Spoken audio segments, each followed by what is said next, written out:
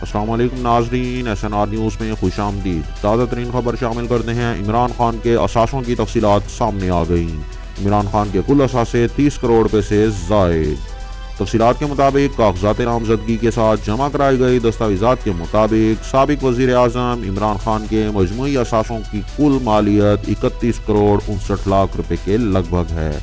جمع کرائی گئی دستاویزات ظاہر کرتی ہیں کہ عمران خان نے 30 جون 2023 کو ختم ہونے والے مالی سال کے دوران 1 کروڑ 56 لاکھ روپے انکم ٹیکس ادا کیا تھا، جبکہ ان کی شریک حیات بشرا بی بی نے مالی سال 2022-23 کے دوران 1 کروڑ 98 لاکھ روپے کی آمدنی پر 32 لاکھ 80 ہزار روپے ٹیکس ادا کیا تھا۔ عمران خان کے اثاثے 2018 کے انتخابات سے قبل جمع کرائے گئے دستاویزات کے مقابلے میں بڑھ گئے ہیں، جس میں انہوں نے اپنے اثاثے 3 کروڑ 86 لاکھ روپے ظاہر کیے تھے۔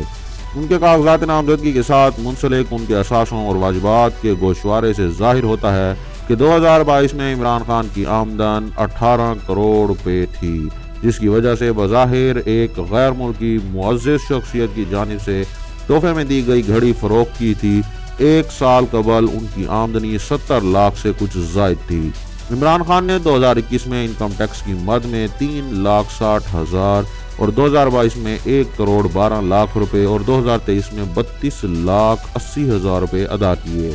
ان کے متعدد بینک اکاؤنٹس میں 9 کروڑ روپے سے زائد، جبکہ غیر ملکی کرنسی اکاؤنٹ میں 3 لاکھ ڈالر سے زائد رقم موجود ہے۔ عمران خان 1 درجن سے زائد جائیدادوں کے مالک ہیں۔